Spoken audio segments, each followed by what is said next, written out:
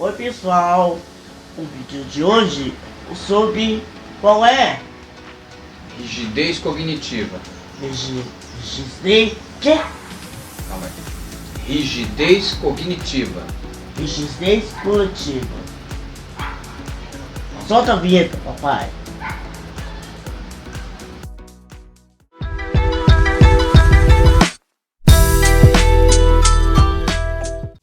E esse vai ser um vídeo realmente bastante diferente.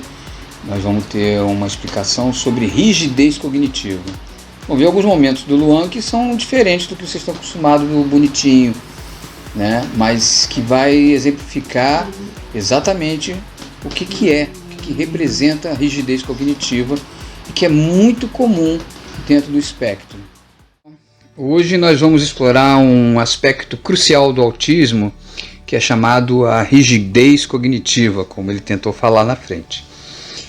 Vamos analisar como é que isso afeta a vida cotidiana do Luan e muitas outras pessoas no espectro do autismo, né? Quero pedir uma música. Não, Qual é o nome? não quero ouvir. A música do melão. Eu não quero ouvir. Tô fora, tchau. Ô, bicho, qual é a música do melão? Como chama? Não quero ouvir, tchau. Vou falar o que é rigidez cognitiva? Antes de prosseguirmos, vamos entender o que é a rigidez cognitiva, né? Trata-se de uma dificuldade em se adaptar a novas situações. Lidar com mudanças inesperadas ou aceitar diferentes pontos de vista, como vocês podem observar. Aqui estão alguns momentos do Luan, né, vivenciando essa rigidez cognitiva. Observa que ele enfrenta dificuldade de se flexibilizar, de ouvir, de aceitar diferente das pequenas mudanças, né? O não é o tempo todo, é frequente. Canta uma música aí, Luan. Não, eu não quero ouvir. Então vai cantar Patati Patatá. Não quero ouvir. Essa rigidez ela pode ter um impacto significativo nas atividades diárias, nas interações sociais e no bem-estar emocional, né? Por exemplo, o Luan e muitos outros é uma parte desafiadora da jornada com o autismo porque eles não entendem, né? Algumas estratégias de enfrentamento, né?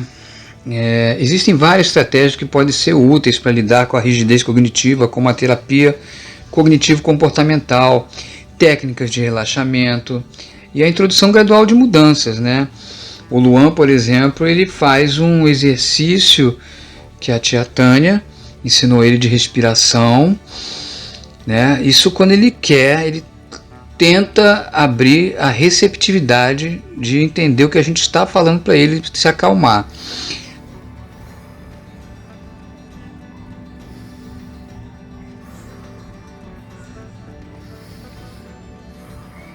E agora?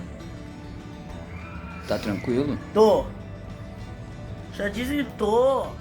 Na verdade, nós pais temos que ter a maior paciência para poder fazer com que eles sintam a nossa tranquilidade e aí façam exatamente essa situação. No caso, né, conhecer e entender essa rigidez cognitiva é um passo fundamental para oferecer o apoio e a compreensão totalmente necessários para eles.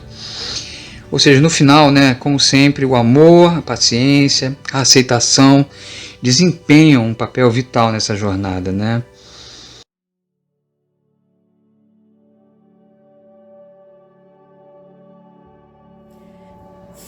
Oi pessoal do canal do Luan e do Jaime, fui convidada por eles com muito carinho para estar aqui conversando com vocês sobre rigidez cognitiva e eu espero que esse conteúdo seja bacana, mas principalmente útil e esclarecedor para vocês aí que estão nos assistindo agora. Quando falamos de rigidez cognitiva, o que a gente está falando?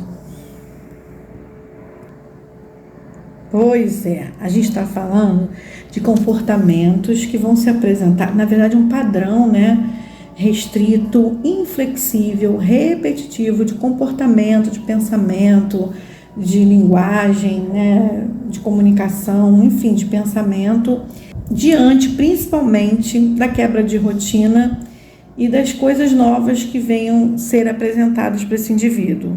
Bom, acho que de uma maneira geral a gente pode dizer que a gente gosta de se manter numa região, digamos assim, onde a gente se sente confortável, né? A gente busca isso. E a gente faz isso com tudo aquilo que nos é familiar, nos é costumeiro, nos é habitual, para lidar com essas propostas novas, com essas quebras de rotina. Nós temos habilidades para isso. Mas que algumas coisas nos causam bastante desconforto, nos causam. Então, esse mesmo receio que a gente tem em lidar com as coisas novas, a pessoa com TEA também apresenta, né? Ela também apresenta essa dificuldade em lidar com essas mudanças, em lidar com tudo que é novo. Então, ela vai agir dentro desse padrão, né? Inflexível, repetitivo, rígido, para trazer para a zona de segurança dela, para que ela se sinta segura e no controle da situação vivenciada, ou de alguém novo que aparece, ou de alguma coisa que precisa mudar na rotina dela. Ser assim tem suas vantagens, né? Porque uma vez que eles adquirem algum conhecimento sobre determinadas coisas, ou uma vez que é colocada uma rotina e eles compreendem isso, você não precisa mais falar com eles. Então, vou dar uma ilustração assim bem simplória. Não jogue papel no chão. Eles não vão jogar papel no chão, né? Então, o pensamento rígido também nos ajuda sobre esse aspecto.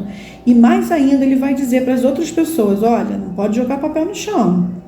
E muitas vezes vai dar uma aula, porque o plástico demora 500 anos, aquelas coisas que a gente sabe que acontecem mesmo, né, na natureza, que demora para se desfazer, e eles vão se aprimorando até entrando, focando sobre aquela situação, explicando até mais do que a gente explicou para ela quando disse não joga o papel no chão.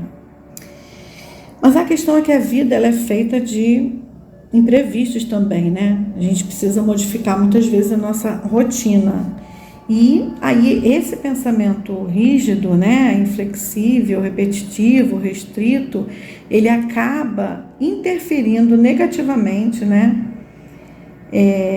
quando a gente precisa dar continuidade na vida, com as novas propostas, com uma nova rotina, com coisas precisando ser introduzidas na vida daquela pessoa. E aí a gente sabe que a terapia é algo muito importante, né? Que essa terapia, que esse acompanhamento terapêutico precoce, melhor ainda, porque ele vai ser estimulado, quanto mais cedo ele for estimulado, mais habilidades ele terá em desenvolvimento, né? Vai ter habilidades desenvolvidas. Mas tem essa parte terapêutica, mas eu queria tentar falar um pouquinho com vocês de coisas que as famílias podem fazer para ajudar nesse processo de lidar quando a criança, quando o adolescente entrar nesse processo de pensamento rígido, né?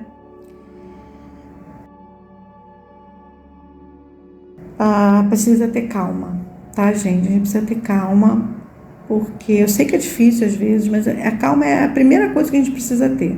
Se a gente entrar nesse looping de uma comunicação não eficaz, não efetiva, onde a criança diz que não vai fazer de um lado e você do outro lado gritando que ela vai fazer, não vai adiantar nada, isso não vai ajudar ela a sair. Então, quando a gente fala calma, a gente está falando com toda a propriedade do mundo. É necessário que você se acalme para lidar com os passos que você precisa ter para ajudar a sua criança a vencer essa dificuldade dessa resistência cognitiva.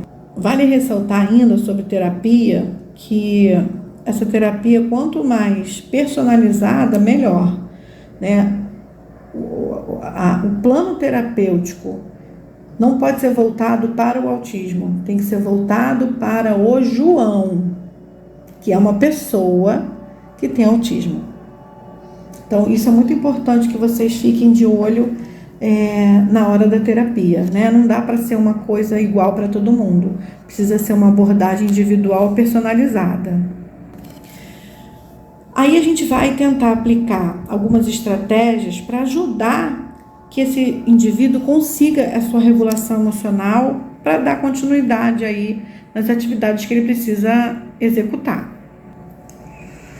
E aí uma das coisas que a gente fala é a gente persistir. Persistir não com força, com paciência e amorosidade. Quando a gente fala persistir com paciência e amorosidade, vamos dar um exemplo prático. A criança tem dificuldade de ir na pracinha, mas é importante que você oportunize isso para ela. Esse é o nosso papel. Ela não gosta de ir na praça, aí você nunca mais leva ela na praça. Você só está contribuindo para que ela permaneça nesse quadro de rigidez cognitiva. Você tem que oportunizar. Vamos na praça? Vamos à praça. A criança não gostou? Gente, eu estou assim, falando de uma forma muito lúdica, muito simples, tá? Mas assim, vamos na praça, vamos oportunizar. Se ela não quiser, a gente volta. No outro dia a gente vai de novo. Ou se você está sentindo que realmente na praça não tem jeito, vamos comer pipoca ou tomar um sorvete, enfim. Você vai oportunizar essa atividade para ela mais de uma vez. Porque se você fizer só uma vez ela dizer não, e ela disser não, e você também não insistir, ela não vai ultrapassar essa barreira. Mas mais uma vez, a gente vai insistir com paciência e amorosidade. A gente não pode esquecer isso. Então, assim, inserir novos hábitos gradualmente, aos poucos. Mais uma vez, um exemplo bem simplório, bem lúdico. Eu preciso que o meu filho vá dormir às 8 e ele dorme às 10. Vai ser muito difícil você pegar essa criança e colocá-la para dormir às 8. Então, como é que você vai fazer isso? Você vai começar botando ela para dormir 15 para as 10, 9h45. Depois que ela tiver uma semana com esses 9h45, você vai passar para 9h30. Fazer todo o processo do sono, vai antecipar, para que 9h30 ela esteja deitada. Ela vai relutar, mas se lembra? Calma, persistência, paciência, amorosidade e oportunidade. E aí, aos poucos, você vai de 15 em 15 minutos, uma semana, vai descendo mais 15 minutos na outra, mais 15 minutos na outra, até você alcançar. Você vai conseguir isso muito mais fácil do que se você tentar pegar a criança que está acostumada a dormir às 10, colocar ela para dormir às 8. Tentar antecipar ao máximo o que vai ser feito, o que vai acontecer. Mas aí é necessário também que a gente tenha um olhar criterioso se isso não vai trazer ansiedade, tá? Mas a princípio a antecipação é algo que ajuda bastante. Para ajudar nisso tudo que a gente está falando, se a gente tiver um apoio visual, um recurso visual também é algo muito interessante. Então, quando a gente fala, por exemplo, da ansiedade na antecipação, a gente pode usar um calendário. A gente vai na casa da vovó no sábado. Que dia é hoje? Hoje é terça. Então, olha, hoje é terça, vamos pintar o quadradinho. Hoje é terça. A gente só vai na casa da vovó no sábado.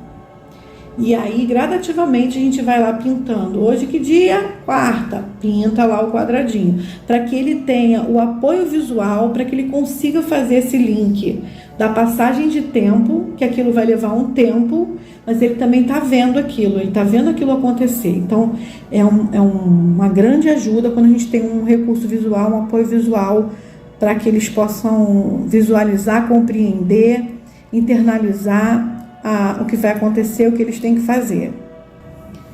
Não deixar de oportunizar, gente. Não deixe de oportunizar que ele esteja com novas pessoas, que ele experimente passar a mão no cachorrinho, no passarinho, que ele frequente as festas, a denominação religiosa a qual você pertence, ainda que algumas vezes você vai ter que ir embora porque ele vai resistir, mas não deixa de oportunizar. É muito importante que nós sejamos facilitadores, né, para que eles alcancem essas habilidades ao longo do tempo.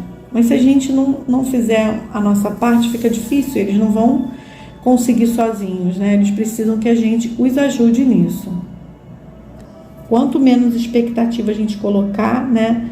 Então, se eu puder falar para vocês, de uma forma assim muito simples, tá? Enquanto família, calma, paciência, né? Quer dizer, perseverança com paciência e amorosidade, antecipação, gradação na hora de inserir mudanças e menos expectativa, tá? Lembre-se que quando ele entra naquele processo de negação, muitas vezes, ele não está te desafiando, ele não está te desobedecendo. Na verdade, ele está se sentindo inseguro demais. Ele está tentando trazer aquilo para uma região onde ele possa lidar com aquilo, onde ele consiga lidar com aquilo. Então, todo apoio é importante neste momento. E ainda dentro dessa lógica, quanto maior o desafio, maior será a reação. Então a gente também precisa se antecipar. A gente precisa usar esse mecanismo da antecipação que a gente tanto fala para eles, para as crianças com TEA, para as pessoas com TEA, para nós mesmos, porque a gente sabe que ele vai reagir. E aí que a gente tem que entrar com a ferramenta da calma, da paciência, da perseverança, da amorosidade. E eu acho muito importante eu estar falando isso. Eu acho que nos meus vídeos eu sempre tento falar isso. Existem questões técnicas, né, que a gente precisa fazer, mas essas técnicas sem afetividade não vão surtir o mesmo efeito, talvez nem surtam efeito nenhum, tá? Então, para terminar, eu vou falar uma frase do Chorão, de uma letra, de um trechinho de uma letra de uma música do Chorão, que diz assim: só o amor constrói pontes indestrutíveis. Só o amor constrói pontes indestrutíveis. Então, Luan e Jaime, muito obrigada mais uma vez por esse convite. Espero ter sido útil para vocês aí que estão assistindo. Um beijo e até o próximo. Ei, pessoal, vocês gostaram do vídeo? Não esqueça de inscrever nosso canal. Não esqueça de inscrever nosso canal e dar o like. Tchau!